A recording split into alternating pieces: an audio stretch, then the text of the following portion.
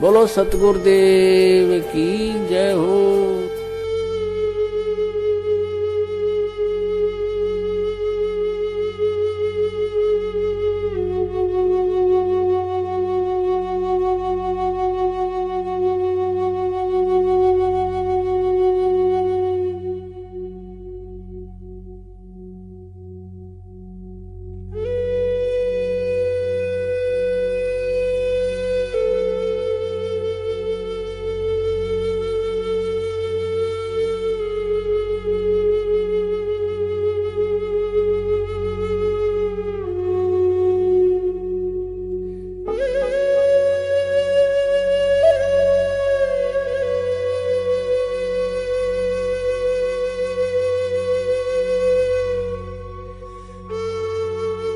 मालिक का ये पूर्ण मिशन है।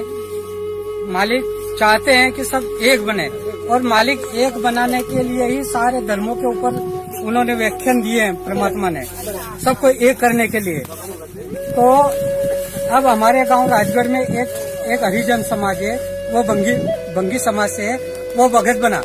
अब हम उसके यहाँ भोजन भंडारा नहीं करेंगे तो आप बताओ जाति टूटेगी क्या? तो मालिक का मिशन फेल हो रहा है ना। आप भंडारा बंद करवा रहे हो। अरे भंडारा से तो जाति टूटेगी। जाति कैसे टूटेगी? हम एक कैसे बनेंगे? ये आज ये भील समाज के यहाँ सत्संग हुआ। आप कोई पाटीदार है, कोई मारू है, कोई लोधा है, कोई सिरवी है, कोई ब्राह्मण है, कोई किस समाज से, सब ऊंची समाज से भी आए। आपने यहाँ भोजन भंडारा करा तो ये परमात्मा के मिशन को सफल बनाया आपने। विष्णुदास को हमने अरदास लगाई थी कि विष्णुदास आपने हम हमेशा परमात्मा के साथ रहे और अब भी हम परमात्मा के साथ है। आप राजगढ़ में एक पुस्तक है, उसके ऊपर आप डिबेट करो। ये पुस्तक हमारे पास आई है, बरवाला के सच्चाई का षड्यंत्रकारी उनका भाई, ये पुस्तक आया। आप इसके ऊपर डिपेंड करो। अब हम तो इतने जानते नहीं कहा तो मैं क्या, अपन 1 करोड़ 1.25 करोड़ मालिक के भगत है और एक पानी पत्ता सा बेचने वाला पवन दास, एक 1.25 करोड़ भगत को एक पवन दास नहीं मान रहा तो अपन ने क्या बाढ़ जोकी क्या ज्ञान सीखा? अपन ने सारे मिलकर राष्ट्रपति से शिकायत करो। सारे के सारे अपन पेशी पे तो जाते हैं, एक बार राष्ट्रपति के पास चले जाओ उस पवन दास के विरुद्ध में। है एक पानी पत्ता सा बेचने वाला, एक पानी पत्ता, मतलब सच्चाई से डर लग रही उनको। एक आदमी सच्चाई, मालिक ने कहा है कि चोर चुरावे तुमड़ी गाड़े पानी माई, जो गाड़े जो ऊपर आवे। एक भगत से सच्चाई को ऊपर ले आए। आप 125 करोड़ हर धर्म के लोगों को, हर मजहब के लोगों को आप डिबेट के लिए चैलेंज देते हो। एक भगत ने आपको चैलेंज दिया, आपकी थर कांप रहे, आपका डर पोग हो रहे, आप कायर बन गए, आपकी चोरी आप सब जगत के सामने जा रही, आप डर गए। चोर कभी मारता नहीं है भक्तों, चोर कभी नहीं मारता है। पर चोर को कह दो कि मैंने तेरे को पहचान लिया है, फिर देखो आपकी खाल खींच देता है। फिर दुनिया का कोई डॉक्टर आपको सुधार नहीं सकता है, ऐसा मारता है वो चोर। नहीं तो चोर कभी मारता नहीं है। पर आपने कह दिया कि ये मैनेजमेंट वाले चोर है तो ये सारे मारने लग गए। आज देखो, आज यहाँ पुलिस के पास चले गए थे, काय के लिए चले गए थे? क्योंकि इनकी पोल उजागर हो जाएगी, हमको फिर दुनिया दौड़ा के मारेगी, सच्चाई सामने आ जाएगी। चोर को अपन पहचान लिया ना कि ये चोर है, तो चोर क्यों नहीं मारेगा भाई? चोर का स्वभाव है, चोर मारता नहीं है कभी भी। ये भगत कहाँ है? अगर भगत होते यहाँ आते, भंडारा करते और मालिक की चर्चा करते। अब मालिक के कोई चर्चा कर ही नहीं सकते। अब उनको चर्चा कहाँ करी? चौकी पे गए, पुलिस थाने में गए, उनको दबाव बनाया, वहाँ गए। मालिक के पास कोई आया? एक भी मैनेजमेंट वाला आया हो तो बताओ भाई, गवा दो मैनेजमेंट वाला आया, क्यों नहीं आया वो? यहाँ मालिक का काम नहीं हो रहा था क्या? चोर है ना, तो चोर क्यों डर रहे मालिक से? क्यों डर रहे? सच्चाई से क्यों डर रहे? आओ ना, यहाँ बंदगी करो ना, यहाँ मालिक का ज्ञान चर्चा करो ना और मालिक को छुड़ाने की बात करो ना। आप क्यों अलग बता रहे इनको? क्यों आप चोर हो? ये सत सेवकों ने चोर को पहचान लिया और इन सत सेवकों ने कहना चालू कर दिया कि मैनेजमेंट वाले चोर है, मैनेजमेंट वाले चोर है। तो चोर तो मारेगा भाई। जानता चोर जान से मार ले। चोर तो चोर का स्वभाव है, चोर मारता कभी नहीं है। पर आप कह दोगे कि हमने आपको पहचान लिया, फिर आपको मारेगा वो। जान से मार देगा, जान से भी मार देगा। क्यों? हाँ, क्यों? उनको भी डर है, दुनिया हमको मार देगी, हम इनको नहीं मारेंगे, दुनिया हमको मार देगी। रगड़ा ये है, तो सच्चाई ये है ओरिजिनल। तो सर जी ये बताइए, मैनेजमेंट लोग तो कहते हैं गुरुजी का आदेश आता है, गुरुजी का आदेश आता है। भगत जी, गुरुजी का आदेश कभी 4 युग का एक प्रमाण भी दे दो आप। 4 युग का कि भंडारा मत करो। हमने विष्णुदास जी से कहा था, मैंने खुद कहा था विष्णुदास जी आपने शाक पूरी हलवा खोपरा पाक गुलाब जामुन बनाते थे, तो आपने बोला ठीक है। फिर आपने कहा कि मालिक का आदेश नहीं है शाक पूरी रखो, तो हमने शाक पूरी रखी। फिर आपने कहा शाक पूरी का आदेश नहीं है दाल चावल रखो, तो हमने दाल चावल का भंडारा करते थे। फिर आपने कहा दाल चावल का आदेश नहीं है पोया का आदेश है, तो हमने पोहे रखे थे। और फिर आपने पोहे भी बंद करवा दिए। और फिर आपने कहा कि अब चाय बिस्कुट से, अरे भाई चाय बिस्कुट से कैसे भंडारा होगा, कैसे होगा? हमारे आदिवासी लोग तो चाय बिस्कुट तो खाते नहीं है। बच्चे आते हैं बिस्कुट डुबावे, 4 बिस्कुट दे, 4 बिस्कुट में मुंडाम लेता दे, आधू बिस्कुट तो नीचे पड़ी जाए। अब खाए 4 बिस्कुट में 1 बिस्कुट खाए और सत्संग सुनवा नहीं दे। तो हमने विष्णुदास जी से, मैंने खुद कहा विष्णुदास जी से कि 2 रुपए किलो हमको चावल मिलते हैं सरकार की तरफ से, 2 रुपए किलो चावल मिलते हैं, 1 रुपए किलो हमको गेहूं देती है सरकार, हमें ये भंडारा करने के लिए दे दो। हमको ये चाय बिस्कुट का मत क्यों भाई, दाब के तो खा लेंगे हम, तो बच्चे हमारे और सत्संग भी बढ़िया सुनेंगे। तो अगर 2 रुपए किलो बिस्कुट मिलते हैं तो आप ट्रकों बंद भेज दीजिए, हम उल्लंघन नहीं करेंगे। अगर 2 रुपए किलो शक्कर मिलती है आप ट्रकों बंद भेज दीजिए, हम कोई उल्लंघन नहीं करेंगे। अगर 2 रुपए किलो चाय पत्ती मिलती है आप ट्रकों बंद भेज दीजिए, हम कोई उल्लंघन नहीं करेंगे। है हम कोई उल्लंघन नहीं करें, हम कोई आज्ञा तोड़ना नहीं चाहते, लेकिन आप हमको मजबूर बनाते हैं, हमारा पेट काटते हैं और हमको गुरु जी से दूर करवा रहे हो। सर जी यहाँ सत्संग हो रहा था तो ये रोका गया यहाँ ये रोकने के लिए आए थे। मालिक का सत्संग यही रोक रहे हैं। मालिक का भंडारा, एक बेटा मालिक का भंडारा करवा रहा और एक बेटा रुकवा रहा। चोर कौन है बताओ, चोर कौन है? रुकवाने वाला चोर है, करवाने वाला चोर नहीं है। धर्मात्मा कौन है? भंडारा कराने वाला धर्मात्मा है, भंडारा रुकवाने वाला पापी है और महापापी है। और पापियों का सर्वनाश होगा, इसी धरती पे होगा और हमारे सामने होगा, जरूर होगा। क्योंकि रावण का भी अंत हुआ था, कंस का भी अंत हुआ था, दुर्योधन का भी अंत हुआ था और अब इनका भी अंत होने वाला है। इनकी लड़ाई कोई सत्सेवकों से लड़ाई नहीं है, इनकी लड़ाई कोई लूणा भगत से लड़ाई नहीं है, इनकी लड़ाई डायरेक्ट परमात्मा से लड़ाई है इनकी। और परमात्मा इनको ऐसा निपटाएगा। अब ये डर गए हैं, इनके पैर के नीचे की जमीन खिसक गई है। ये हमने क्या कर दिया है, हम ये क्या कर रहे हैं? ये मरने में भी नहीं बचेंगे। इनके बच्चों को, इनके परिवार को कोई धूप देने वाला नहीं मिलेगा। नहीं तो देख लो रावण और कंस, इनके परिवार में कोई धूप देने वाला नहीं रहा। इनकी लड़ाई कोई लूणा भगत से नहीं थी, इनकी लड़ाई किसी और से नहीं थी, इनकी लड़ाई केवल परमात्मा से थी। परमात्मा का भंडारा रुकवा रहे, परमात्मा से टक्कर ले रहे हैं। ये इतने बड़े पापी है, ये मानव समाज में इनको जीने का हक नहीं है। पूरे मानव समाज, पूरी पृथ्वी पे इनको कोई रहने का हक नहीं है। जो परमात्मा का विरोधी है वो परमात्मा के अंश के और परमात्मा के बच्चों को रोक नहीं पाएगा। परमात्मा के बच्चों को कोई भी रोक नहीं पाया आज तक। प्रहलाद, अकेला प्रहलाद ने भक्ति करी है, परमात्मा प्रकट हुए, छाती फाड़ दी ना उसकी, इनकी भी छाती फाड़ देगा। मीराबाई ने अकेली ने भक्ति करी है, आज तो इतनी सारी संगत है। ये लूणा भगत के भाग्य है, इनके पुण्य है, तो यहाँ इतनी संगत आई है। और कहाँ से आई है? ये सब मालिक के बच्चे हैं, ये सब मालिक के बच्चे हैं और मालिक के लिए ये लड़ना चाहते हैं और मालिक के लिए मर मिटना भी चाहते हैं। पर पापी तुम्हारा क्या होगा? तुम्हारा क्या होगा पापियों? तुमने मालिक से टक्कर लिए, किसी सत्सेवक से टक्कर नहीं लिए। तुम मालिक के दुश्मन हो, महापापी हो। इस पृथ्वी पे आपको जीने का कोई अधिकार नहीं है। यह मालिक का अंश है। सत साहेब जय बंदी छोड़, बड़ा बंदी छोड़, सतगुरु रामपाल जी महाराज की।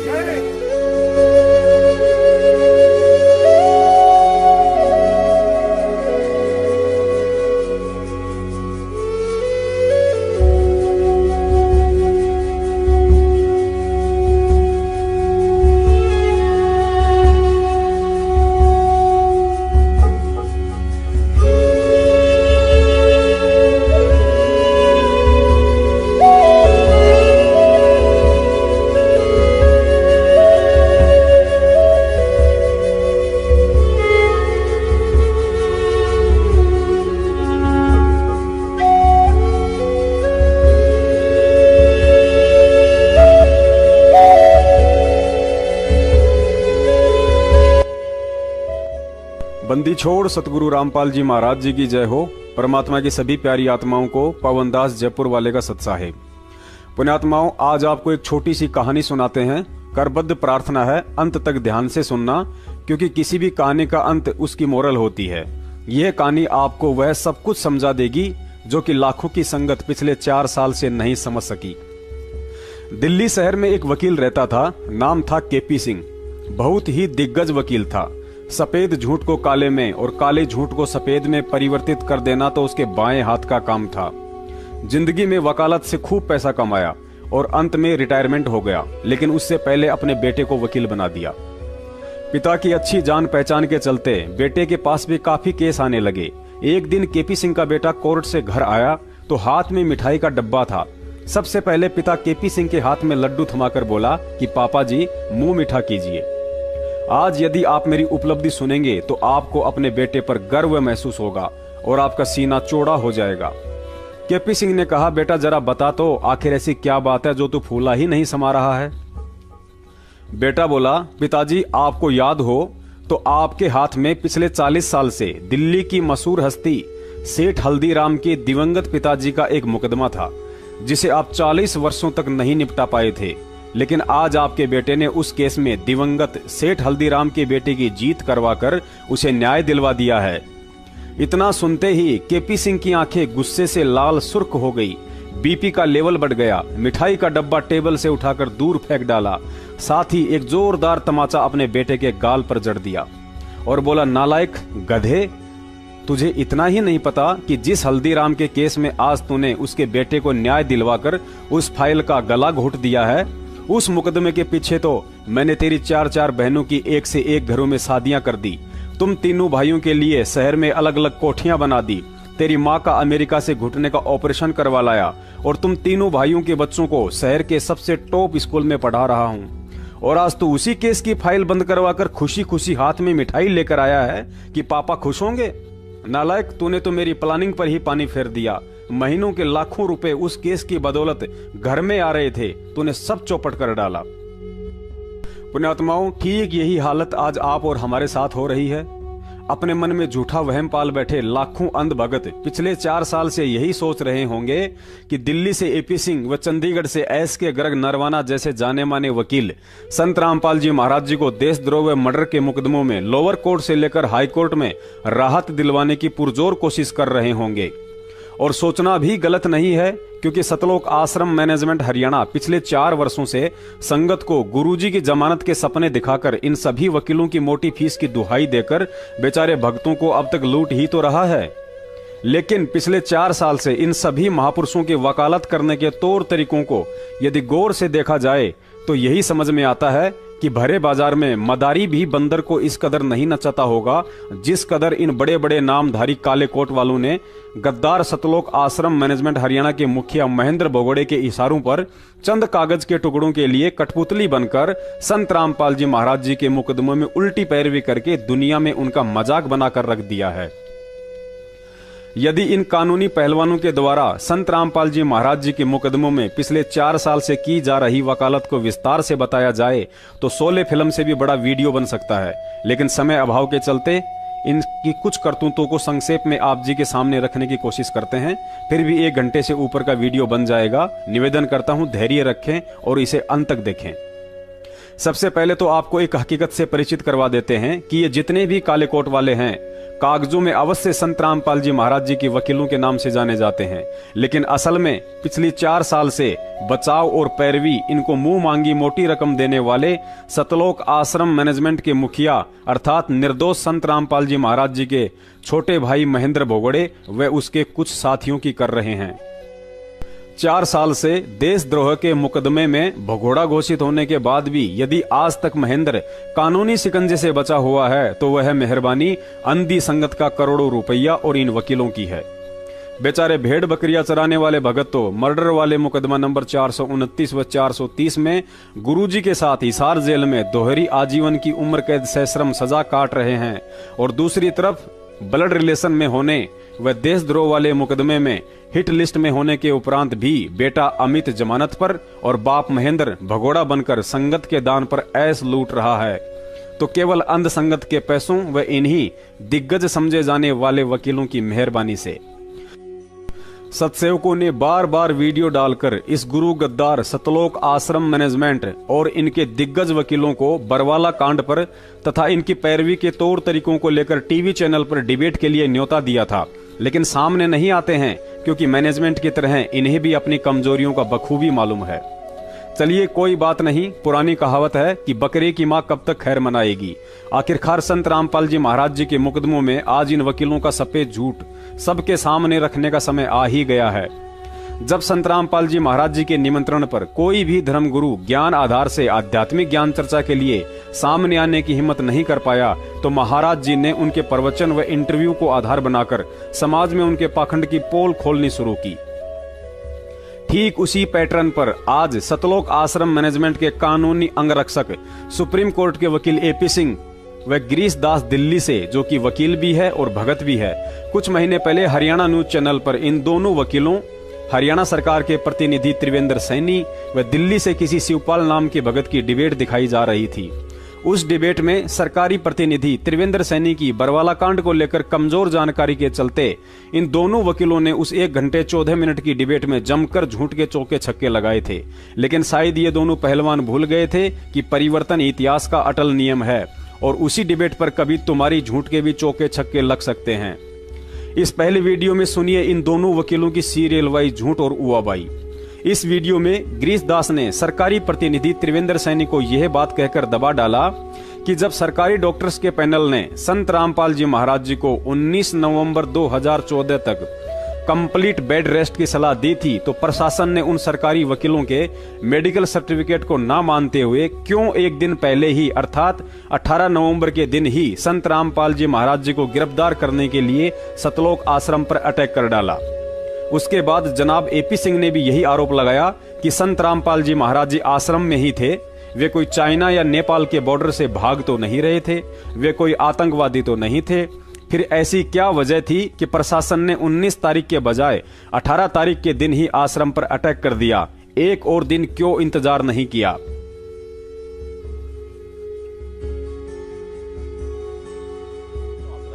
एक और चीज है, यहाँ एक ये भी चीज सामने आती है कि जब वहां उस वक्त स्थिति थी, सरकार के द्वारा ये कहा जा रहा था कि संत रामपाल जी महाराज सामने नहीं आ रहे हैं, तो यदि वो पेश हो जाते तो कंटेंट ऑफ कोर्ट का जो मैटर है, क्या उसको लेकर और परिस्थिति दूसरी होती? नहीं, बिल्कुल पेश होने को। जब 19 तारीख डेट फिक्स कर दी, वो कहीं भाग तो नहीं रहे थे। आपकी 40,000 पुलिस लगी थी सराउंडिंग, कोई ऊपर से हेलीकॉप्टर से तो नहीं आ रहा था, कोई रेड कॉर्नर नोटिस तो जारी नहीं था, कहीं चाइना बॉर्डर और नेपाल बॉर्डर से तो जैसा कि जनरली भाग जाते हैं वैसा तो नहीं था।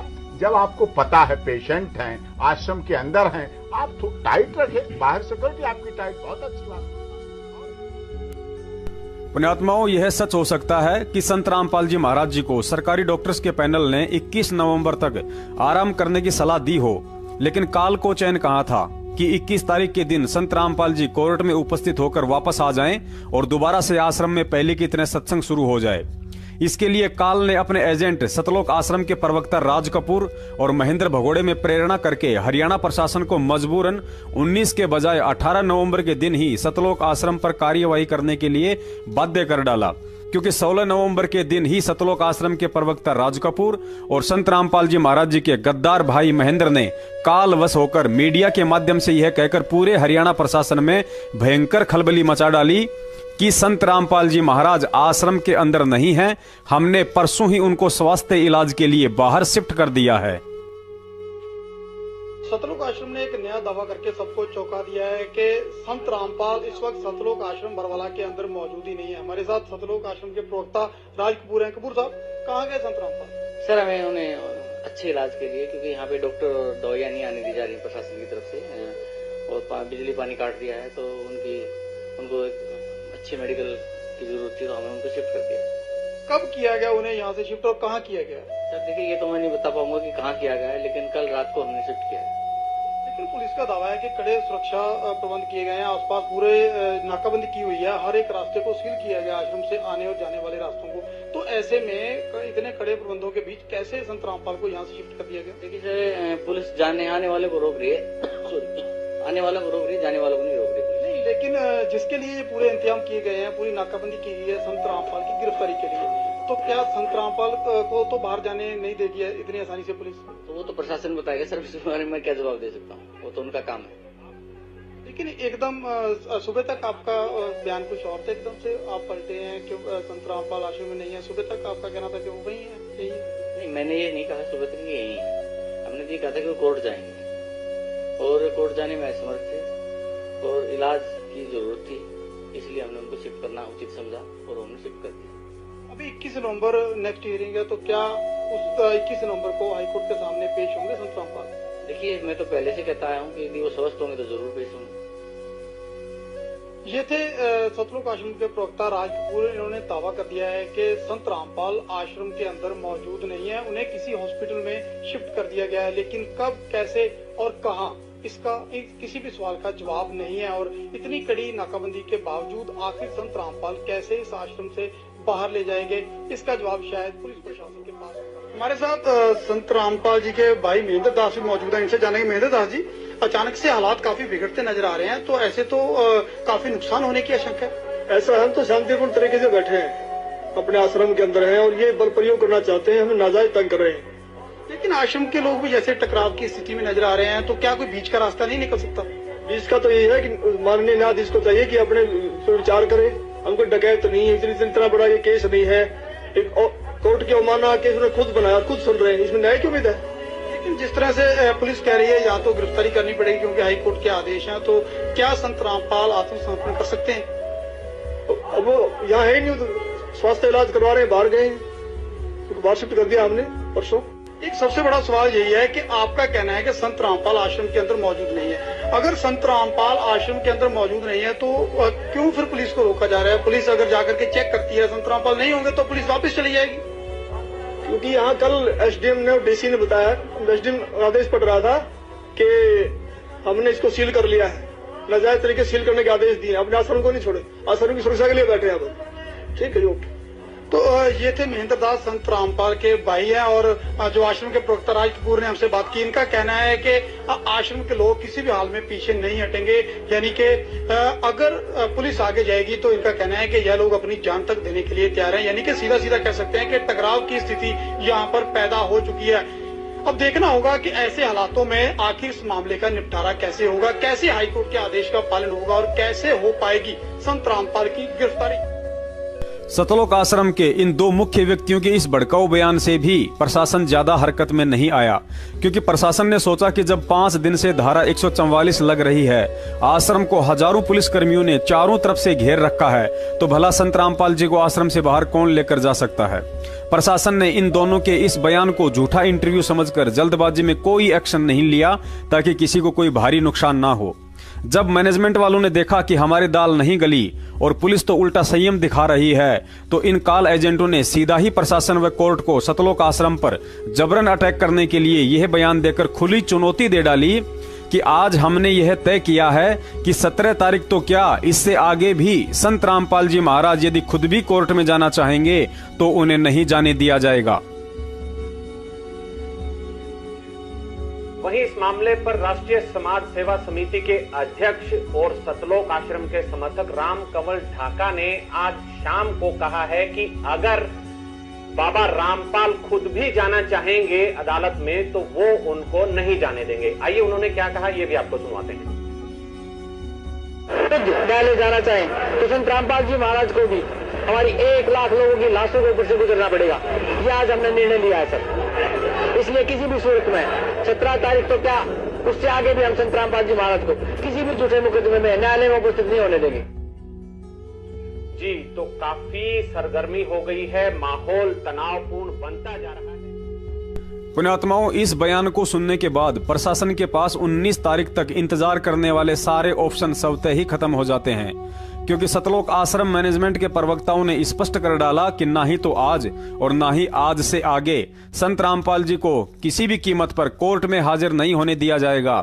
तो फिर प्रशासन क्या मूर्ख है जो 40,000 पुलिस फोर्स को लेकर सर्दियों में 19 तारीख तक का इंतजार करेगा, क्योंकि मैनेजमेंट के बयान के अनुसार तो 21 नवंबर को भी आश्रम की तरफ से यही ठेंगा दिखाया जाना था। अतः अब इन दोनों वकीलों की मोटी बुद्धि में यह बात घुस जानी चाहिए कि यही वो मुख्य कारण था जिसकी वजह से हरियाणा प्रशासन को ना चाहते हुए भी 19 नवंबर के बजाय 18 नवंबर के दिन ही सतलोक आश्रम बरवाला पर कानूनी कार्रवाई करनी पड़ी थी। लेकिन आज तक इन्होंने कोर्ट में जाकर गुरुजी के पक्ष में यह पॉइंट नहीं रखा, क्योंकि इस पॉइंट से गुरुजी निर्दोष और मैनेजमेंट दोषी साबित होता है, और यदि मैनेजमेंट ही जेल चला गया तो फिर इन वकीलों की जेब कौन भरेगा। फिर भी इन वकीलों को कोई शंका हो या समझ में नहीं आया हो तो वीडियो के अंत में दास के नंबर मिल जाएंगे, कॉल करके पूछ सकते हैं। इन्हें संतुष्ट करने के लिए दास के पास और भी कई बड़े बड़े सबूत हैं। पुण्यात्माओं, अब आगे आप जो वीडियो देखेंगे उसमें त्रिवेंद्र सैनी जी ने कहा कि संत रामपाल जी पर कोर्ट की अवमानना का मामला था, लेकिन उन्होंने कोर्ट में हाजिर होने के बजाय उस मेडिकल सर्टिफिकेट की आड़ में कोर्ट जाने से बचने के लिए बच्चों व महिलाओं का जमावड़ा अर्थात ढाल बनाना शुरू कर दिया। साथ ही हथियारों का जखीरा भी जमा करना शुरू कर डाला। त्रिवेंद्र सैनी जी की इस बात के जवाब में इन दोनों वकीलों ने तुरंत ही सफेद झूठ बोल डाला कि ना ही तो आश्रम के बाहर बच्चों व महिलाओं को ढाल बनाया गया था और ना ही आश्रम में हथियारों का जखीरा मिला था। क्या संत रामपाल की एक मिनट क्या संत रामपाल की गिरफ्तारी में 950 लोगों का रोल था? 950 लोगों का अरेस्ट किया। आप सुनने की क्षमता रखें। आप बोलिए। आपने सवाल किए हैं तो जवाब सुनने की क्षमता रखें। ठीक है। देखिए, 5 महिलाएं और एक बच्चे की मौत हुई जी। आप देख रहे हैं कि भाई वहां पे जो आपने वीडियो देखा है, मैं ये कहना चाह रहा हूं कि वहां पे जो महिलाएं थी वो संत रामपाल जी के सामने जो है ना एक दीवार बन के खड़ी हो गई थी, जिनको हटा पाना बहुत मुश्किल हो गया था।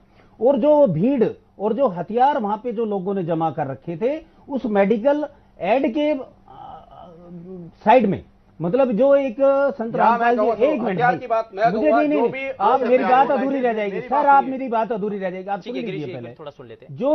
जो वहां पे मेडिकल का जो टाइम दिया गया, संत रामपाल जी ने कहा भाई हम 19 नवंबर को जो है पेश हो जाएंगे, लेकिन 15, 16, 17 को वहां पे क्या हुआ, वहां पे उनके अनुयायियों ने वहां पे जमावड़ा लगाना शुरू कर दिया और वहां पे हथियारों का जखीरा जोड़ना शुरू कर दिया।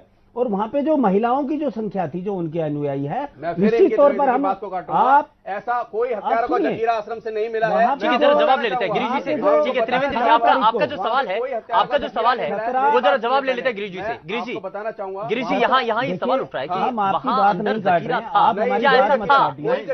आपको बोलने का पूरा अधिकार दिया गया, हमें भी तो सरकार का पक्ष रखना, हमारी सरकार निर्दोष है। रामपाल अनुयायियों के विरोधी नहीं है। झूठे आरोप लगाकर आप अपना पक्ष मत रखिए, आप बिल्कुल पक्ष रखिए, सच्चाई के साथ रखिए। एक मिनट, जो हथियारों का जखीरे की बात कही जा रही है, मैं को बता दूं कोई ऐसा हथियारों का जखीरा आश्रम में नहीं था। पहली बात हथियार बरामद नहीं किए, मेरी बात सुनिए, जो भी हथियार थे कोई भी गैर लाइसेंसी हथियार नहीं था। परिवार सहित आते थे लोग, परिवार सहित आते थे, परिवार के साथ जो महिलाओं को आगे करके जिस तरीके क्या गोलियां नहीं चलाई आस्था है उसको संत रामपाल जी में जो 5 महिलाएं मरी उसका जिम्मेदार कौन है? रामपाल हो गए, जिससे कि आपने अभी जो क्वेश्चन करा है कि वहां महिलाओं को ढाल बनाया गया था, ऐसा कुछ नहीं है, क्योंकि संत रामपाल जी महाराज उसमें बाइज्जत बरी हो चुके हैं। वहां पर किसी भी महिला को, किसी भी बच्चे को कोई ढाल नहीं बनाया गया था। और रही बात हथियारों के जखीरे की, वहां पर ऐसा कोई भी, आप पुलिस रिपोर्ट देखिए ना, पुलिस रिकवरी रिपोर्ट देखिए कि कौन सा हथियारों का जखीरा।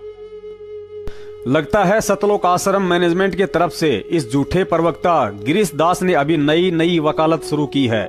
इसे वकील होकर अभी ढंग से झूठ बोलना भी नहीं आता है, क्योंकि उसके लिए भी टैलेंट की जरूरत होती है। कहते हैं ना कि नकल में भी अकल की जरूरत होती है। अरे भाई, वर्षों से एपी सिंह के साथ रह रहे हो, कम से कम इतना हुनर तो सीख लिया होता कि शब्दों के माध्यम से कौवे को कैसे बगुला सिद्ध किया जाता है। त्रिवेंद्र जी ने बिल्कुल सत्य कहा कि मेडिकल की आड़ में आश्रम के बाहर बच्चों व महिलाओं को ढाल बनाया गया था, क्योंकि मैं पवन दास उस घटना के समय वहां मौजूद था और इन बच्चों व महिलाओं को ढाल बनता देख उस समय पूरी दुनिया ने भी मीडिया के माध्यम से आंखों से देखा था। फिर भी तुम लोगों को इस डिबेट में झूठ बोलते हुए जरा भी शर्म नहीं आई। गिरीश भैया, लाखों भक्तों की भीड़ अंधी और मूर्ख हो सकती है जो आपकी इस उवाबाई पर यकीन कर ले, लेकिन दुनिया इतनी मूर्ख नहीं है। देखिए इस वीडियो में जो उस समय मीडिया वाले भी बार बार यही सवाल कर रहे थे कि मामला संत रामपाल जी महाराज व कोर्ट के बीच में है, फिर इन बच्चों व महिलाओं को क्यों ढाल बनाया जा रहा है।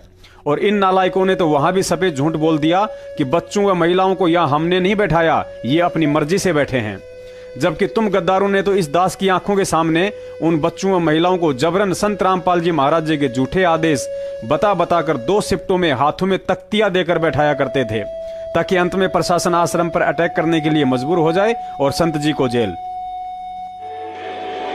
बच्चे और महिलाओं को इसके बीच में लाने का क्या संदर्भ? बच्चे महिलाएं हम नहीं लेके आए, बच्चे महिलाएं आप भी बीमार, आप हटा भी तो नहीं रहे उनको? किसको? बच्चे महिलाओं को नहीं, हम हटा रहे हैं, लेकिन वो जिद कर रहे हैं। अब उनकी जिद के आगे हम क्या करें? वो भी संत रामपाल जी महाराज के अनुयायी। रही बात आश्रम के अंदर हथियारों का जखीरा जमा करने की, तो यह बात भी बिल्कुल सत्य है।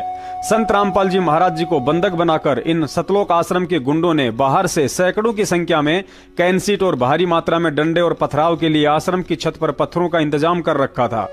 इसके अलावा सतलोक आश्रम मैनेजमेंट के द्वारा बाहर से भी कुछ हथियारबंद गुंडे बुलवाए गए थे, जिन्हें भगत बनाकर पुलिस प्रशासन के आगे उनके हाथों में जलती हुई मसाले, डंडे व पेट्रोल बम देकर खड़ा कर दिया गया था, क्योंकि महेंद्र सहित इन सभी गुंडों का यही मकसद था कि हर हाल में संत रामपाल जी की बदनामी और उन्हें जेल करवानी है। देखिए उन किराए के गुंडों का उत्पात और आश्रम के अंदर से जब्त लाठी डंडे।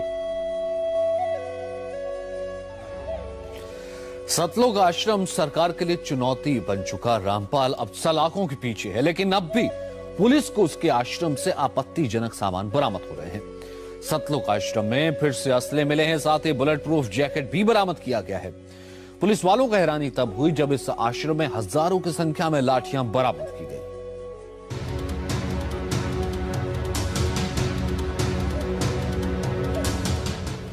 रामपाल के सतलोक आश्रम में तलाशी के दौरान एक के बाद एक खुलासे हो रहे हैं। तिलिस्म बन चुके सतलोक आश्रम से रविवार को पुलिस ने कई हथियार और बुलेट प्रूफ जैकेट बरामद किए, लेकिन सबसे हैरान करने वाला था हजारों लाठियों का जखीरा।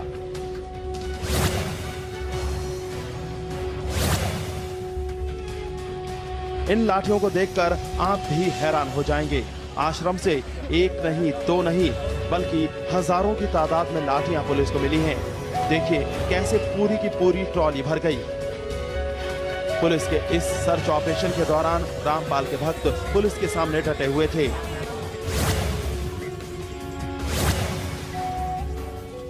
आश्रम से लाठियों के अलावा खतरनाक हथियारों का मिलना भी जारी है,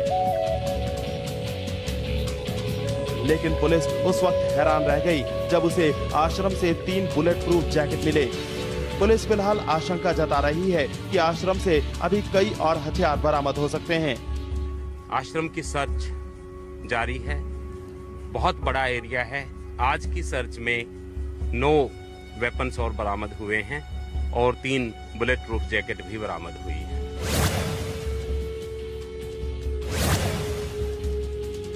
रामपाल पुलिस रिमांड में है। पूछताछ में कुछ खास जानकारी नहीं मिलती देख पुलिस रामपाल को लेकर सतलोक आश्रम पहुंची और उसकी मौजूदगी में आश्रम की तिजोरियां खोली गई, जिनमें से अभी तक महज 3,41,000 रुपए बरामद हुए हैं। हालांकि अभी कई तिजोरियां खुलनी बाकी हैं। अभी कई तिजोरियां ऐसी हैं जो खुलनी बाकी हैं और जो है सामान कैश इसमें बरामद हुआ है। लगभग 3,41,000 का कैश है जो बरामद हुआ। जांच में अभी जो है जांच अभी वो पुलिस रिमांड पे उनसे पूछताछ जारी है। रिमांड के दौरान रामपाल ने पुलिस को कई अहम सुराग दिए थे, जिनकी पड़ताल करने के लिए पुलिस उसे आश्रम लेकर आई थी। देखना यह है कि अभी इस आश्रम के और कितने राज उजागर होते हैं। सुनील कुमार के साथ जगदीप संधू। मीडिया वाले ने एपी सिंह के सामने सरकार का पक्ष रखा और बोला कि कहा जाता है सरकार को इसलिए यह कार्रवाई करनी पड़ी कि बार बार बुलाने पर भी संत रामपाल जी महाराज कोर्ट में पेश नहीं हो रहे थे। क्या ये बात सही है? इसके जवाब में एपी सिंह ने बताया कि वे बीमार थे, जिसका मेडिकल सर्टिफिकेट हमने कोर्ट में पेश किया था और डॉक्टर्स ने भी उन्हें बाहर आने जाने, यहाँ तक कि अखबार पढ़ने और टीवी तक देखने के लिए भी मना किया था और कहा कि 19 तारीख तक उम्मीद है वे ठीक हो सकते हैं, यानी कोर्ट में जाने के लायक हो सकते हैं। पहले तो हम दर्शकों को बता देते हैं कि एपी सिंह जी इस डिबेट में बरवाला कांड के ऊपर जिस भी प्रकरण में सफाई दे रहे हैं, ये सब बातें इन्हें सतलोक आश्रम मैनेजमेंट की तरफ से लिख कर दी गई हैं, ना कि एपी सिंह ने अपनी आंखों से देखी थी और न ही इस कांड से पहले संत रामपाल जी महाराज जी से इस वकील साहब का कोई रिश्ता नाता था। आपको ये भी बता देते हैं कि आजकल के 90% वकील सिर्फ पैसों के दम पर काले को सफेद में और सफेद को काले में तब्दील करने तक ही सीमित रहते हैं, जैसे कि निर्भया रेप कांड में इसी एपी सिंह वकील ने किया था। पूरी दुनिया जानती है कि निर्भया से ज्यादा कसूर उन 4 लड़कों का था जिन्होंने उसके साथ बलात्कार करके उसके गुप्तांग में रोड डालकर बेरहमी से मारा था, लेकिन फिर भी मात्र पैसों के दम पर एपी सिंह ने उन दरिंदों का वकील बनकर इंसाफ का गला घोटने की पुरजोर कोशिश की और उस समय देश का हर नागरिक एपी सिंह से घृणा कर रहा था। बरवाला कांड से कुछ ही दिन पहले सतलोक आश्रम मैनेजमेंट के द्वारा जबरन संत रामपाल जी महाराज जी को इतना बीमार बना दिया जाता है कि अचानक से उनका स्वास्थ्य बेहद खराब हो जाता है। उनके चलने फिरने तक की भी हालत नहीं बच पाती, यानी इतना सीरियस कि टीवी देखने या अखबार पढ़ने से भी मौत हो सकती थी। लेकिन वहां बैठी लाखों की संगत को इस बात की कानों कान तक खबर नहीं होती है कि गुरुजी इस कदर बीमार हो चुके हैं। और साथ में चमत्कार भी हो रहा था, क्योंकि जिस संत की टीवी देखने के लिए आंखें और अखबार पकड़ने के लिए अंगुलियां तक काम नहीं कर रही थी, फिर भला उस संत की जीभ कैसे काम कर सकती है। लेकिन सैकड़ों कमांडों और हजारों की संख्या में आश्रम के बाहर ढाल बनाकर बैठाई गई औरतों को हर आधे घंटे में यह बताया जाता था कि गुरुजी ने यह आदेश दिया है, अब गुरुजी ने ऐसा करने को कहा है। गुरुजी ने कहा है कि मैं कमांडो सेवा से बहुत खुश हूं।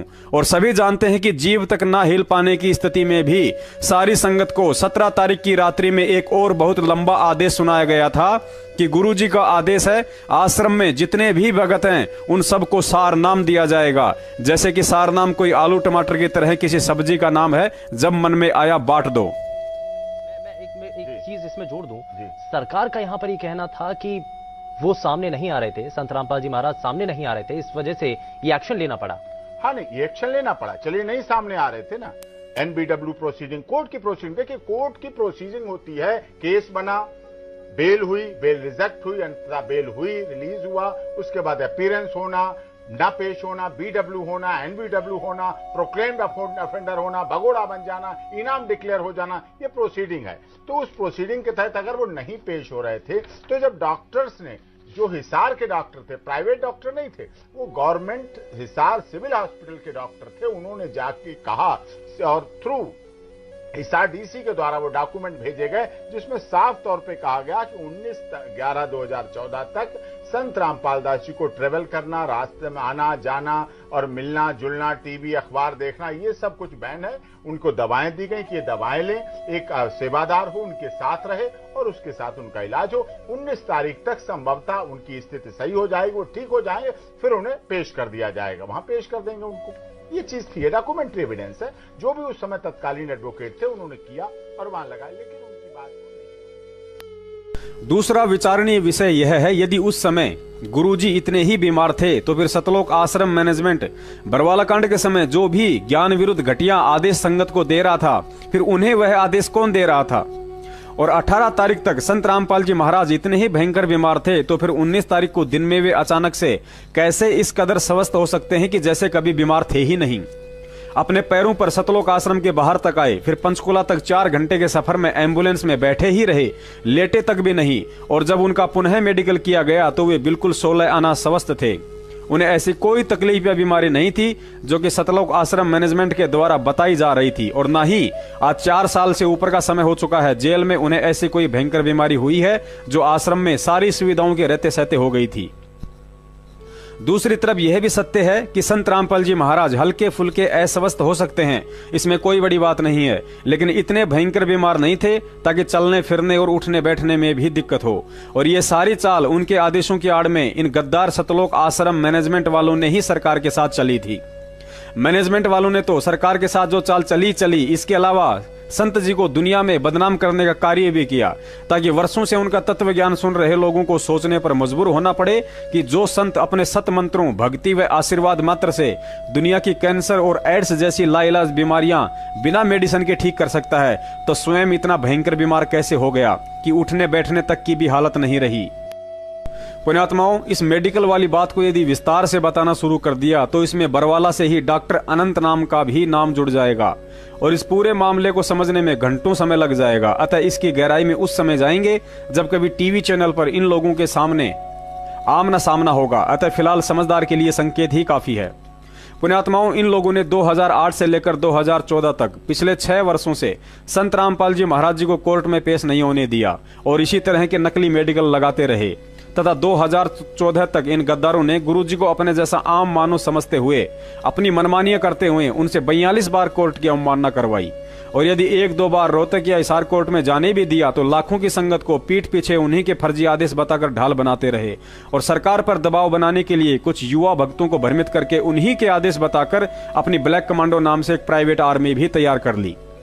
कोर्ट ने 6 साल तक संत रामपाल जी महाराज जी की पीठ पीछे उनके भाई महेंद्र द्वारा उन्हीं के आदेश बताकर किए जा रहे इस नाटक को देखा और सहन भी किया, लेकिन जब पानी सर के ऊपर से गुजर गया तो अंत में कोर्ट ने यह कड़ा रुख अपनाने का फैसला किया।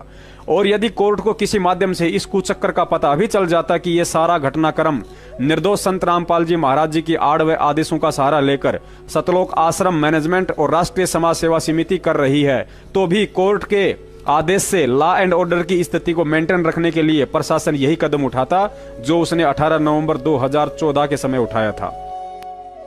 आपको इसका एक और प्रमाण देते हैं कि संत रामपाल जी महाराज का कोर्ट में उपस्थित न हो पाने का मुख्य कारण यदि कोई भयंकर बीमारी ही होती तो उस समय उनका वकील एस के गर्ग नरवाना यह बात क्यों बोलता कि मेरी खुद महाराज जी से बात हुई है और उन्होंने कहा है कि मैं तो बीमार होने के बावजूद भी कोर्ट में पेश होना चाहता था, लेकिन मुझे आश्रम में बंधक बना रखा था।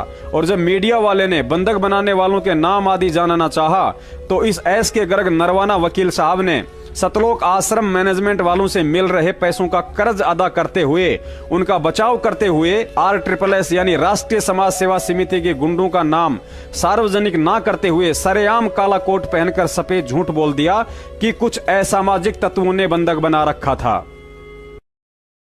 फार्मर्स हैं, ये हथियार कैसे रख सकते हैं? पर बहुत बड़ा जखीरा हथियारों का बरामद हुआ है आश्रम के अंदर। नहीं, ऐसा कुछ नहीं है, ऐसी कोई रिपोर्ट नहीं है। एडवोकेट जनरल ने कोर्ट में बताया है कि अभी हम सर्च कर रहे हैं और उसके बाद वो रिपोर्ट देंगे।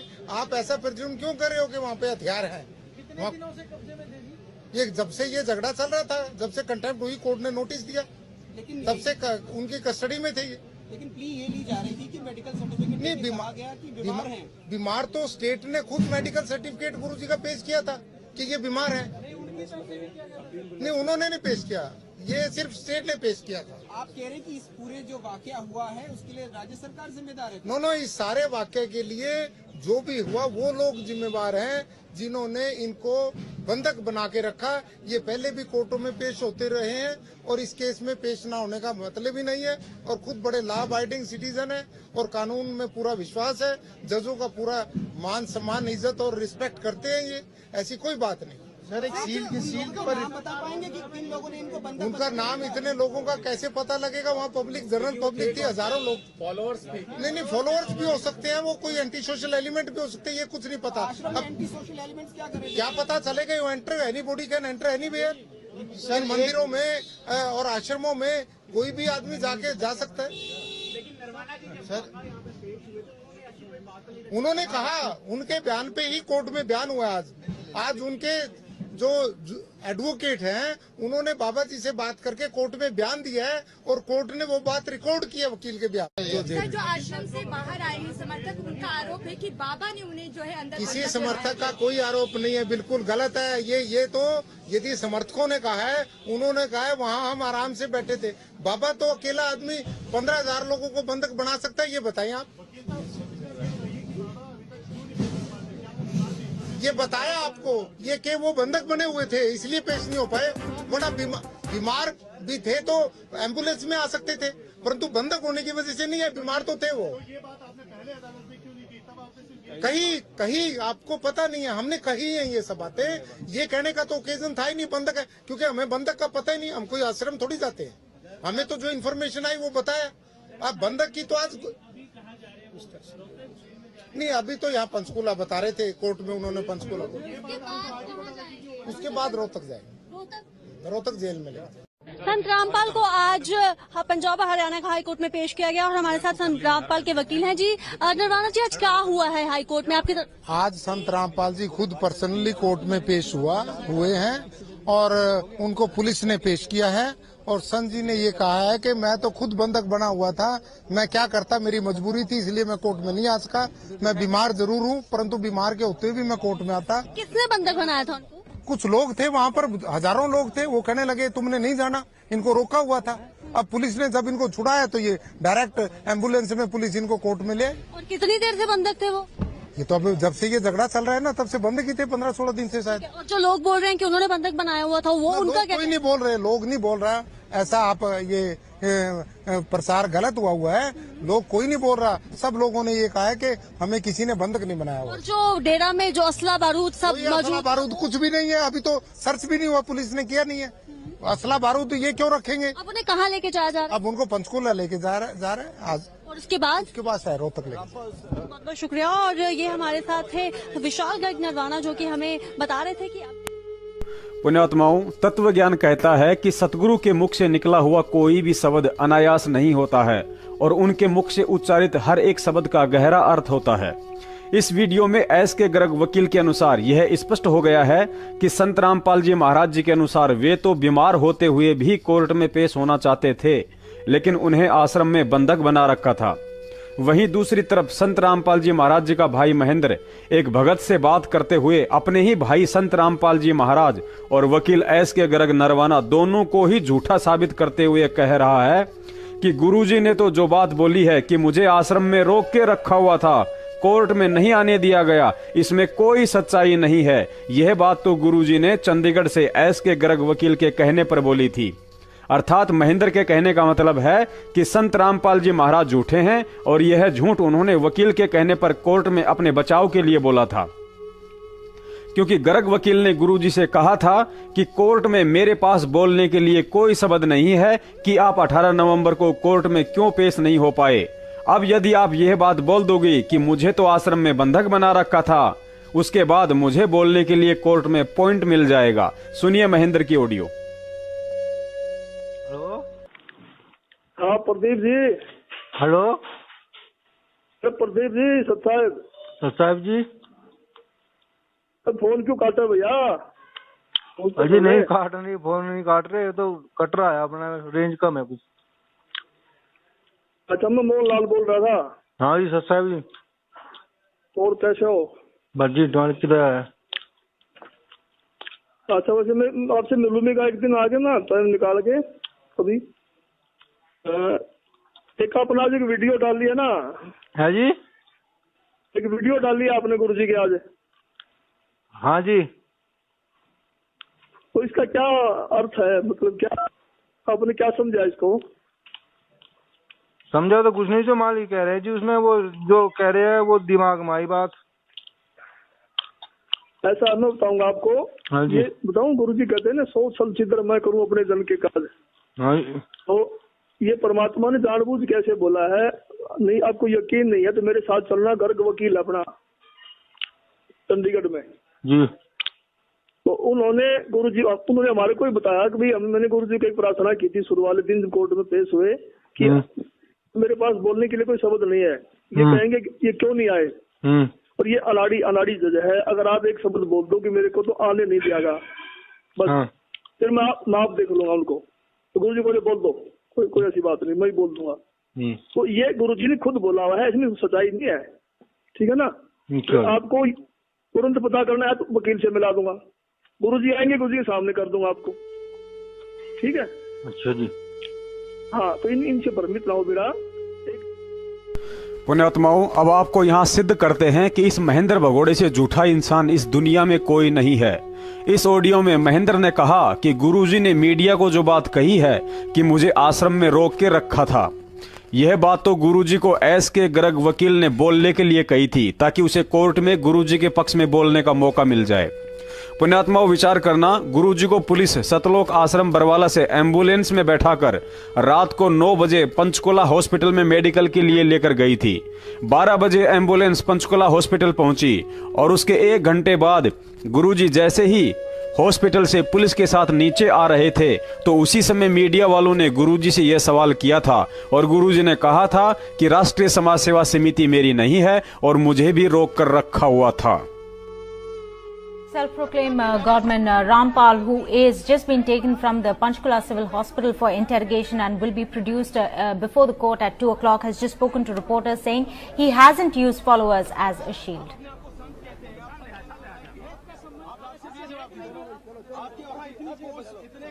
रिपोर्ट आ चुकी है, आपको मेडिकल रिपोर्ट आ चुकी है, उसमें है कि आप बिल्कुल सही है, लेकिन कोर्ट को गुमराह कहीं न कहीं किया गया। ये कहा जाता रहा कि आप अस्वस्थ है, जिसकी वजह से कोर्ट में पेश नहीं हो पाए। अब स्वस्थ हो गया, मैं पहले बीमार था। रामपाल जी, आपकी जो बेल एप्लीकेशन थी वो भी अब रिजेक्ट कर दी गई है, जो 2008 में आपको बेल मिली थी कोर्ट की तरफ से, उसके बारे में क्या कह रहे हैं? धन्यवाद। जो पूरा विवाद हुआ उसमें 6 लोगों की जान गई, आपको कोई अफसोस है उस बात का? बहुत अफसोस है। नहीं, जो आपने अपने अनुयायियों को ढाल बनाया और आप पीछे छुपे रहे, मैंने किसी को नहीं, वो आप सही मानते हैं? मैंने नहीं बनाया किसी को, वो अपने आप ही बन रहे थे, मुझे भी रोक रखा था।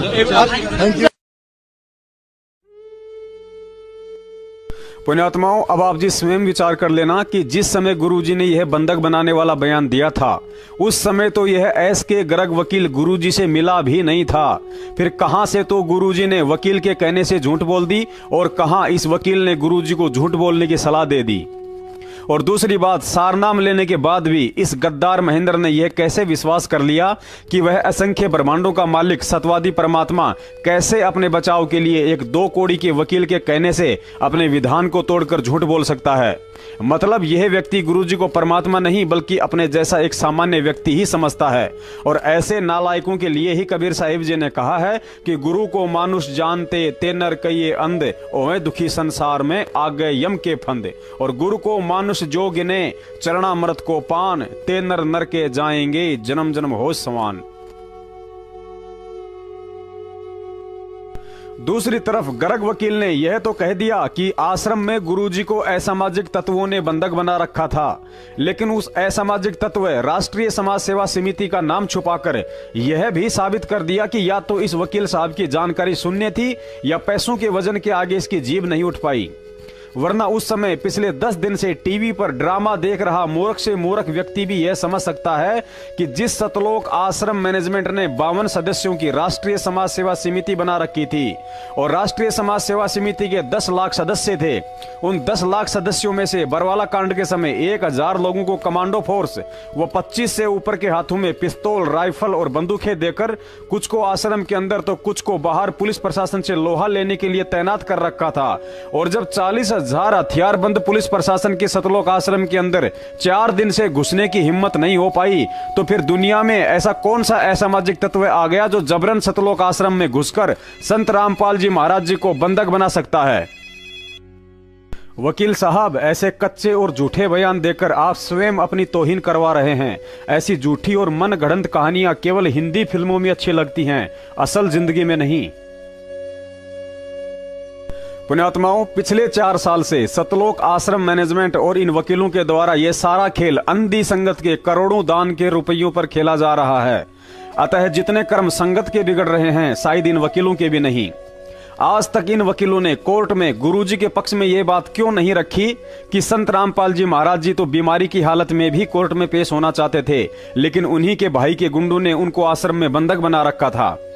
आज तक इन वकीलों ने कोर्ट में गुरुजी के पक्ष में यह बात क्यों नहीं रखी कि सतलोक आश्रम के बाहर जो 5 मौतें हुई हैं, उनके जिम्मेदार संत रामपाल जी महाराज नहीं बल्कि राष्ट्रीय समाज सेवा समिति और सतलोक आश्रम मैनेजमेंट है।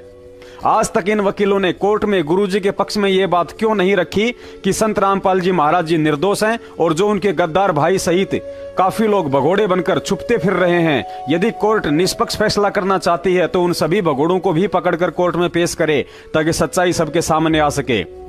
आज तक इन वकीलों ने कोर्ट में गुरुजी के पक्ष में यह बात क्यों नहीं रखी कि जिस राष्ट्रीय समाज सेवा समिति के कारण यह सारा कांड हुआ है, उस समिति के अध्यक्ष रामकुमार ढाका को जमानत और संत रामपाल जी महाराज जी को उम्र कैद क्यों?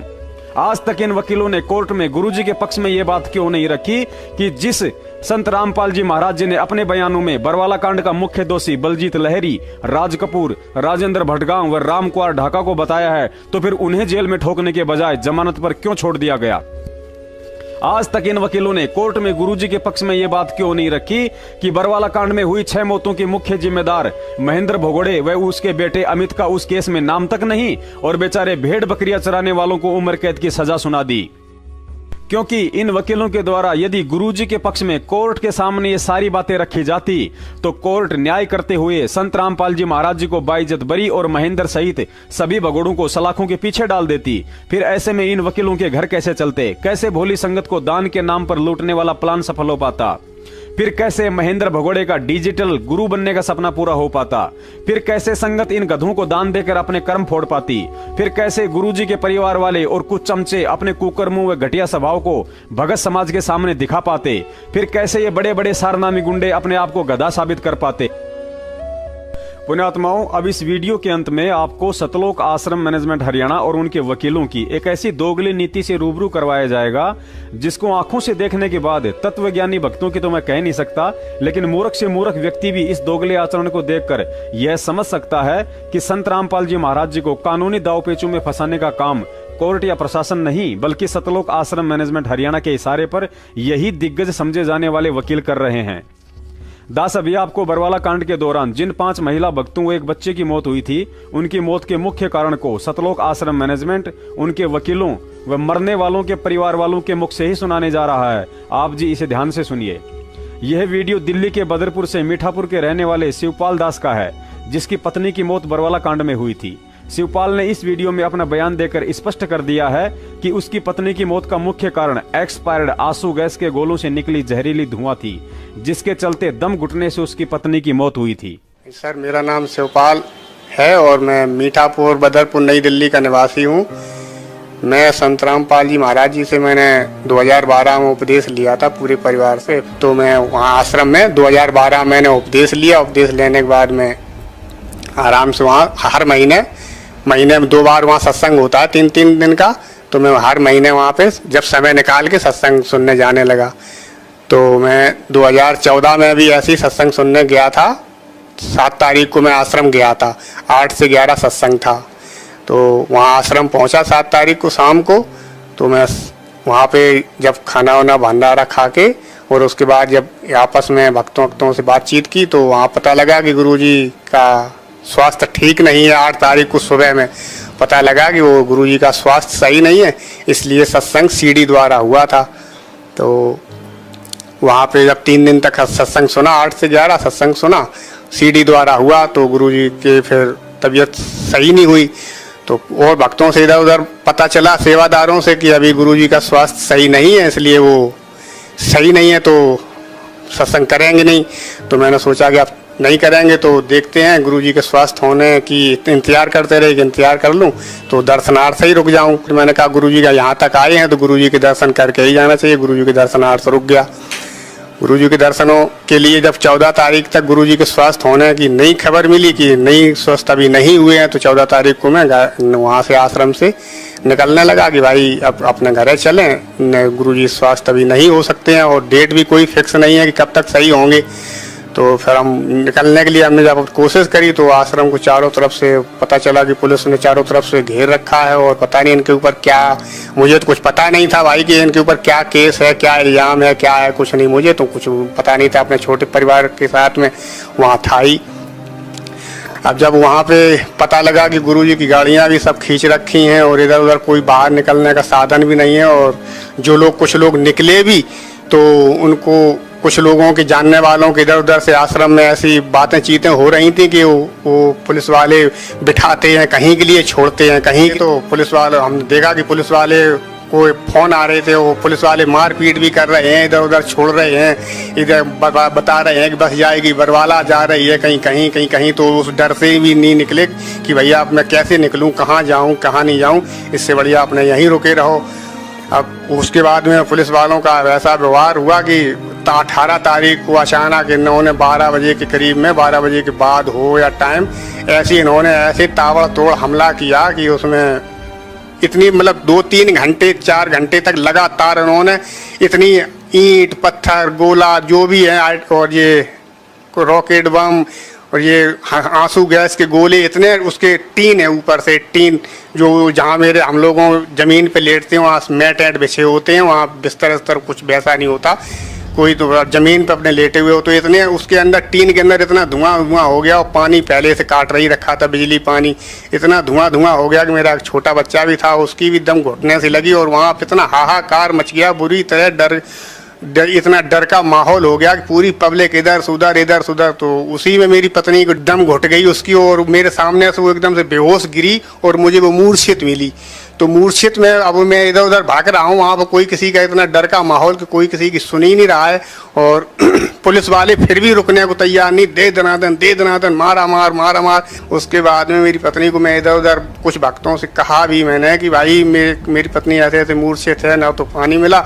और जब वो मुझे मूर्छित मिली फिर वो होश में नहीं आई, तो मैं इधर उधर एम्बुलेंस के लिए कुछ लोगों ने प्रयास भी किया कि शायद इधर उधर आ जाए, लेकिन वहाँ पर कोई एम्बुलेंस नहीं आई। 18 तारीख की रात भर में वहीं आश्रम में जैसे भी लेटा गुजारा किया, अपना लेटे रहे। और सुबह में करीब 7:30-8 बजे में पुलिस वालों ने के सामने मैं बाहर निकल के आया। उनको से मैंने कहा कि भाई मुझे निकलने दो, मेरी पत्नी अभी बेहोश पड़ी है, वो पता नहीं मर गई है कि क्या है मुझे नहीं मालूम। लेकिन वो कल रात से जब से ये आंसू गैस की घुटन से वो अभी तक होश में नहीं आई है। तो वहाँ जाते जाते जब डॉक्टरों ने चेक किया तो वो मृत घोषित कर दी उन्होंने। 19 तारीख को सुबह 19/11 को सुबह 9 बजे करीब में मृत। उसके बाद सुनिए यह छोटा सा वीडियो जिसे लाखों रुपया खर्च करके सतलोक आश्रम मैनेजमेंट वालों ने फिल्मी कलाकारों से बनवाया था। इस वीडियो में सतलोक आश्रम मैनेजमेंट की तरफ से लिखी गई स्क्रिप्ट के आधार से इस कलाकार ने भी यही कहा है कि दिल्ली के शिवपाल भगत की पत्नी की मौत पुलिस के द्वारा दागे गए आंसू गैस के गोलों से हुई थी। मोहित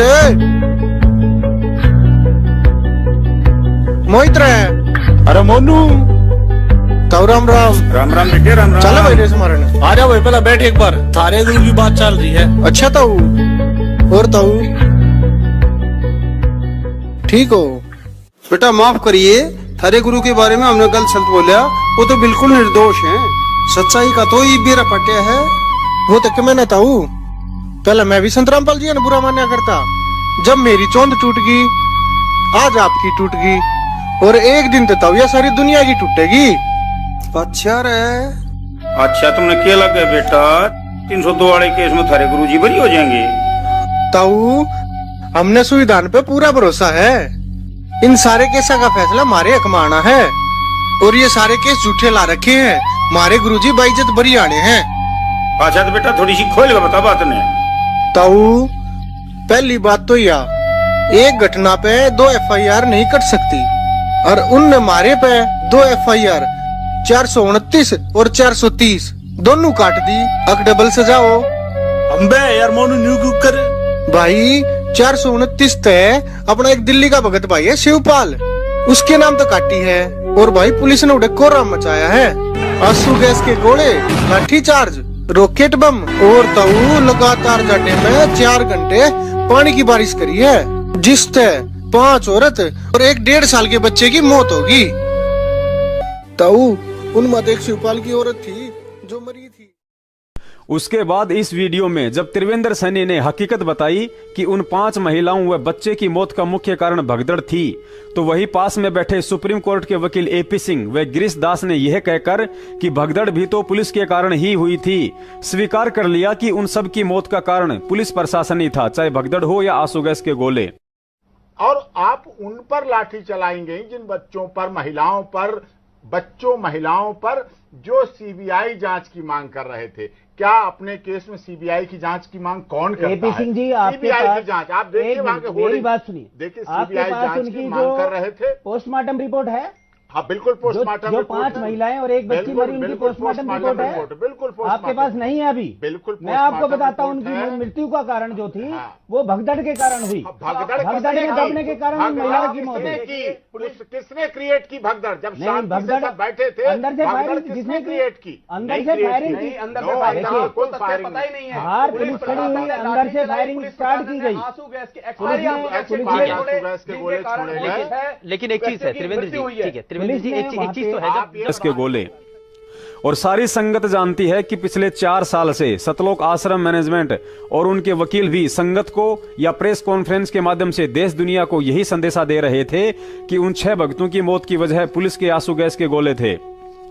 इसके बाद जब 2018 में कोर्ट ने उन 5 मौतों का जिम्मेदार पुलिस के आंसू गैस के गोलों को ना बताकर इन सब का जिम्मेदार निर्दोष संत रामपाल जी महाराज जी सहित 14 भक्तों को ठहराया, तो उसके बाद एकाएक सतलोक आश्रम मैनेजमेंट हरियाणा और इनके वकील पिछले 4 साल से तोते की तरह रट्टा लगा रहे अपने उस बयान से पलट जाते हैं और सरकारी वकील के माध्यम से हाई कोर्ट में रिट लगाते हुए यह झूठ कहकर गुरुजी का पक्ष रखा जाता है कि उन 6 भक्तों की मौत का मुख्य कारण उनकी बीमारी थी, अर्थात उन सभी भक्तों की मृत्यु बीमारी के कारण हुई थी।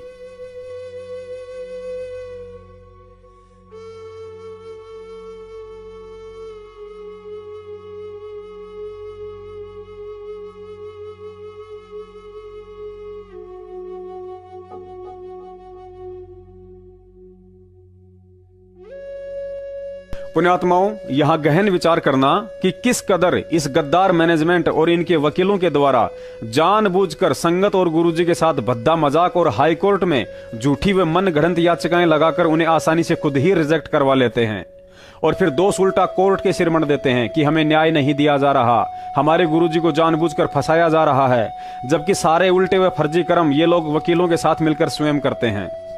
विचार कीजिए, जब आप पिछले 4 साल से पुलिस पर केस करवाकर उन मौतों का जिम्मेदार हरियाणा प्रशासन व आंसू गैस के गोलों को बता रहे हैं और आज अचानक खुद ही अपने बयान से पलटकर उसी कोर्ट में याचिका दायर करके कह रहे हो कि उनकी मौत तो बीमारी के कारण हुई थी। क्या जज इतना मूर्ख है जो तुम्हारी इन दोगली बातों को समझ नहीं पाएगा और याचिका को स्वीकार कर लेगा? क्योंकि जज के पास तुम्हारे वे एफिडेविट भी सुरक्षित हैं जिनमें इन्हीं वकीलों ने हवाला दिया था कि मौत आंसू गैस के गोलों से हुई थी, और अब यह बीमारी वाला एफिडेविट भी सुरक्षित रहेगा। और जब कोर्ट कहेगा कि तुमने सरकारी वकील के माध्यम से बीमारी से मरने की रिट तो लगा दी, लेकिन उन 6 लोगों की सरकारी मेडिकल रिपोर्ट भी पेश करो जो यह साबित कर सके कि वास्तव में उनकी मौत बीमारी से हुई है। अब एक कहावत है कि नंगा नहाएगा क्या और निचोड़ेगा क्या, क्योंकि सरकारी हॉस्पिटल की मेडिकल रिपोर्ट सरकार ने पहले ही कोर्ट में पेश कर दी थी जिसमें उनकी मौत का कारण भगदड़ बताया गया था। अब सतलोक आश्रम मैनेजमेंट के वकीलों के पास कोर्ट में पेश करने के लिए बीमारी की मेडिकल रिपोर्ट नहीं बल्कि संजय दिल्ली वाले की तरह शंख और घंटा ही बचेगा जिसे मिलकर जज के सामने बजाते रहो। और यह भी सबको पता है कि जज अपना फैसला गवाह और सबूतों के आधार पर सुनाता है, ना कि शंख और घंटों की आवाज सुनकर। उम्मीद करता हूं संगत को इन षड्यंत्रकारियों का सारा खेल समझ में आ गया होगा कि कैसे इन गद्दारों के द्वारा संगत से मजाक और गुरुजी के साथ घटिया राजनीति खेली जा रही है। अगर वास्तव में संगत को गुरु चाहिए तो इन सब पहलुओं पर गहन विचार करके ज्ञान आधार पर चलते हुए इस गद्दार सतलोक आश्रम मैनेजमेंट को तन मन धन से छोड़ना होगा और उस समर्थ की समर्थता पर यकीन करते हुए सतभक्ति मार्ग पर अडिग होकर चलना होगा। उस समय परमात्मा अपने बच्चों को सत्य असत्य की परख करके सतमार्ग पर चलता हुआ देखकर वैसी ही दया कर सकते हैं जैसे कि 2008 में की थी, यानी कि बिना किसी वकील, मैनेजमेंट और सत्सेवकों के पल में जेल से बाहर आ जाना। क्योंकि परमात्मा कहते हैं, कहे कबीर सुनो भाई साधो, मैं तो हूं विश्वास में। और सत्सेवकों को 100% ही नहीं बल्कि 1000% पूर्ण विश्वास है, चाहे अज्ञानता में लोग कुछ भी समझें। लेकिन संत रामपाल जी महाराज जी से ऊपर वर्तमान के 21 ब्रह्मांडों में अन्य कोई समर्थ शक्ति नहीं है। वे आएंगे, अवश्य आएंगे, और जब ठीक का वक्त आएगा तो छप्पर फाड़ कर आएंगे, वरना इस दुनिया से भक्ति और भगवान का नाम ही समाप्त हो जाएगा, जो कि संभव नहीं है। सत साहिब।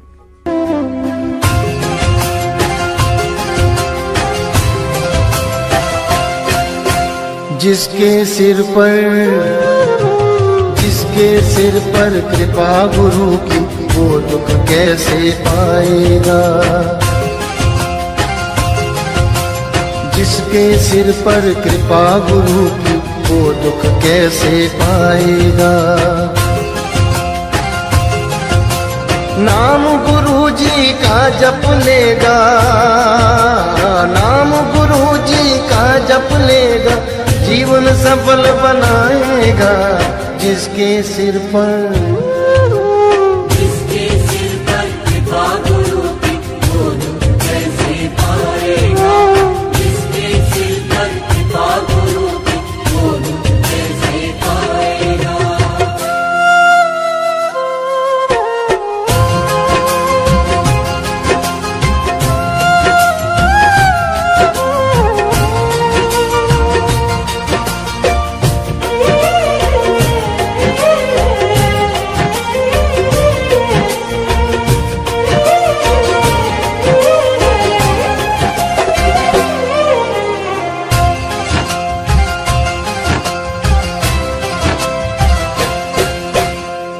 आप सवारे आप सजाए, तेरे जीवन के सारे कष्ट मिटाए।